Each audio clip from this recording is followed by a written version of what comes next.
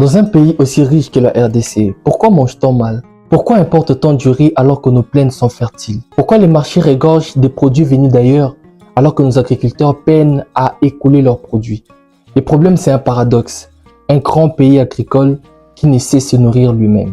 La RDC dépense chaque année des centaines de millions de dollars pour importer ce qu'elle pourrait produire. Riz, farine, lait, huile végétale, poissons, fruits et même de l'eau en bouteille. Cette dépendance à l'importation est un héritage d'un système économique tourné vers l'extérieur depuis l'époque coloniale et jamais véritablement recentré sur les besoins de sa population. Les produits importés, souvent subventionnés dans leur pays d'origine, arrivent à bas prix sur nos marchés. Résultat, ils concurrencent directement nos produits locaux. Et dans cette guerre inégale, les producteurs congolais perdent. Pourtant, avec 80 millions de terres arables, la RDC a tout pour nourrir sa population. Mais le potentiel n'est pas synonyme de performance. L'agriculture congolaise reste encore majoritairement artisanale, sans mécanisation, sans transformation locale, sans accès au marché. Les routes rurales sont souvent impraticables. Les semences sont chères, les intrants rares et les crédits agricoles quasi inexistants.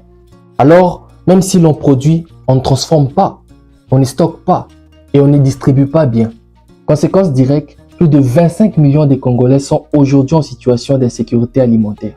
Pas parce qu'il n'y a pas de terre, mais parce qu'il n'y a pas de volonté politique forte, ni de structuration des filières agricoles.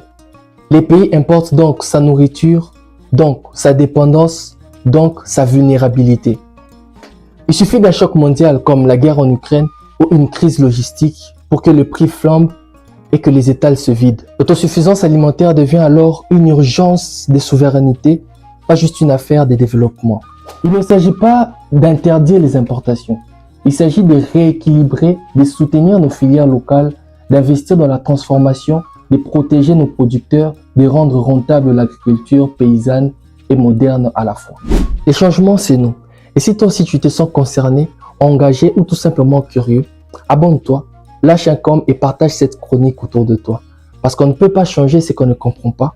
On ne peut pas comprendre si on n'apprend pas.